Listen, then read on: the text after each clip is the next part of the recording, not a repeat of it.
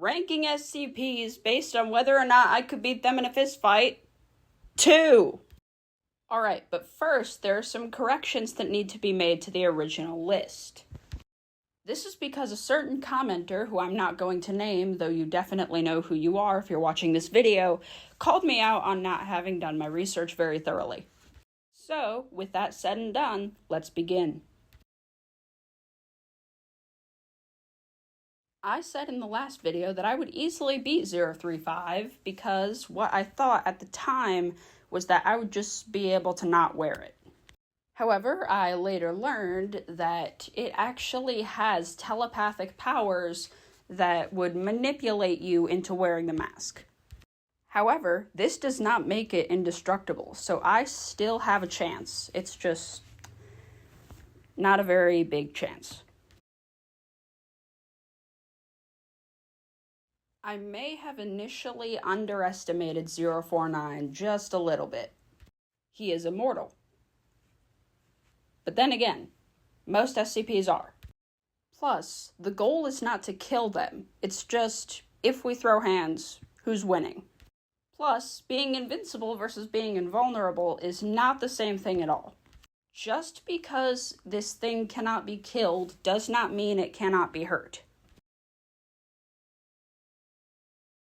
You know, I said I was going to exploit loopholes, and then I missed the biggest loophole that this entity features. And that loophole lies in the main way it functions. Any narrative written about the entity automatically becomes a factual record. This means that the entity is required to carry out the actions that it is portrayed carrying out. So I could just write down that it loses, and it does.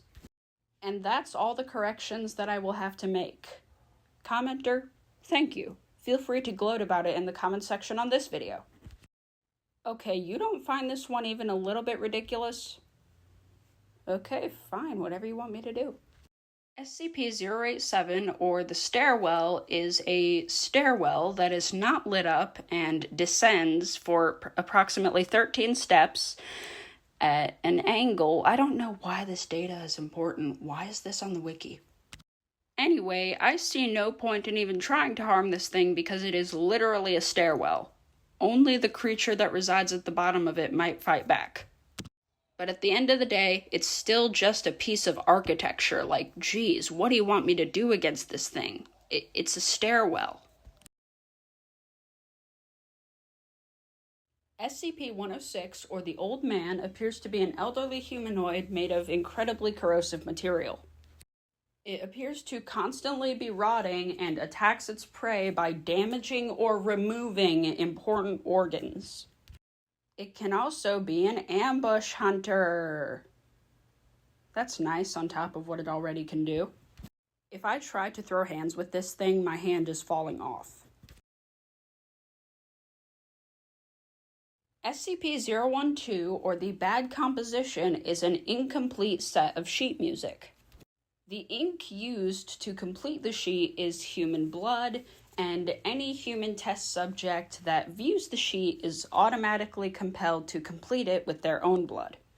However, that's where our rule about loopholes comes in. I don't have to see it. This is very similar to the logic I used for 096 in the last video. Go watch that if you haven't seen it already. But basically, if I am able to know where the sheet is without looking at it, technically, by the laws of this SCP, I would not be compelled to complete it the same way I would if I were able to see it. Once again, very big if though, because even if I absolutely tarnish the page that is in front of me, it can technically generate more pages than that. Because to extract the most possible blood from its victims, 012 is able to generate an infinite amount of paper so that it gets all of the blood out of the person it is currently controlling to finish it. So the specifics of this generation are incredibly confusing, and I don't actually know if it can regenerate outside of the sense of it being completed. I think this SCP, for now at least, is just one giant mystery, so for now I'm just going to put it in the middle of the tier list. Okay, I'm sorry. I know this is like a really minor SCP that not a lot of people are gonna know, but I just really wanted to put him in the video. As soon as I learned he existed, I just wanted to put him in this video. SCP-5167, or Phthonus, also better known as When the imposter is sus, is the Greek god of envy manifested into the body of an Among Us character. Apparently, when people interact with him, they are sent into a deep delusion, and they believe that everyone around them is an imposter. But as long as that doesn't make me forget my current objective, and he still exists in my field of vision, I don't think I'm gonna have too tough a time. Now, I get that he's a Greek god and everything, but, it's Among Us. No matter what he was capable of before, those little bean bodies aren't really able to do that much. And those bodies only really have the strength and durability of a normal dude. And for now, that's everyone. I didn't have a lot of time to record because I will be going on vacation soon. But anyway, here's the full list in no particular order if anybody wants it for any reason. And that is all for now. I will be back after I get back here with some more videos. Goodbye.